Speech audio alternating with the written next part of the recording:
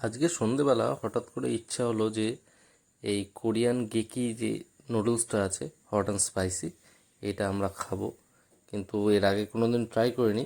এখানে আমি ইনগ্রিডিয়েন্টসটা দেখে নিচ্ছিলাম যে কীভাবে কী প্রসেসে তৈরি করতে হবে। তার 400 ml জলে 5 মিনিট ধরে ফোটাতে হবে। ফুটিয়ে নিয়ে একটু সেদ্ধ হয়ে আসার পর এর মধ্যে যে সিজনিং অয়েল আর সিজনিং পাউডারটা রয়েছে, মিক্সটা রয়েছে, ওই মিক্সটা এর মধ্যে মেশাতে হবে। মিশিয়ে নিয়ে তারপরে আবার কিছুক্ষণ ফুটিয়ে নিয়ে তারপরে এটা খেতে হবে। ওইভাবেই লেখা রয়েছে। এবার আমি দিদির কাছে চলে এসেছি, দিদিকে এটা বানানোর জন্য দিয়ে দেবো।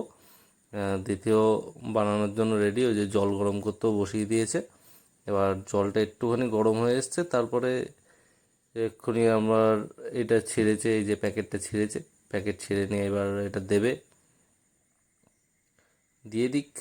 তারপরে আবার কিছুক্ষণ ফুটবে, ফুটে নিয়ে দেখা যাবে যে অনেক কতটা সেদ্ধ হলো না হলো। যাই হোক, এই যে এই সিজনিং মিক্স রয়েছে আর সিজনিং অয়েল রয়েছে।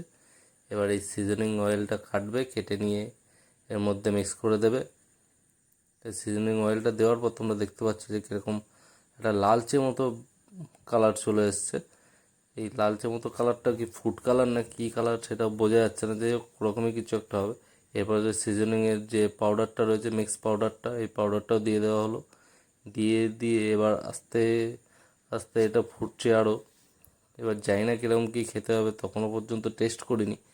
এবার একটুখানি ঠান্ডা হোক, তারপরে আবার টেস্ট করব। এবার যে একটু ঠান্ডা হয়েছে নিয়ে এসছে, খেলাম। খেয়ে দেখলাম যে না, সত্যি ডিলিশিয়াস একটা ব্যাপার, কিন্তু বীভৎস পরিমাণে ঝাল ছিল। এত ঝাল ছিল এই যে ঝালটা, মানে তখন আমার প্রচণ্ড পরিমাণে জিভ জ্বলছিল তখন, কিন্তু কিচ্ছু করার নেই। এই একটুখানি জুস ছিল, জুসটাও খেয়ে নিলাম। এবার দিদি একটু ট্রাই করে নেবে। দিদি তো আগেই ভয় পাচ্ছে আমার খাওয়া দেখে। যাই হোক, দিদিও খেলো। খেয়ে এবার ওই জিজ্ঞাসা করলাম যে কীরকম হয়েছে না হয়েছে। ও তো সেই খেয়ে একদম ঘেমে নিয়ে একসা কাণ্ড হয়ে গিয়েছে। তাও দেখো, সে আলাদা রকমের স্ব্যাগ।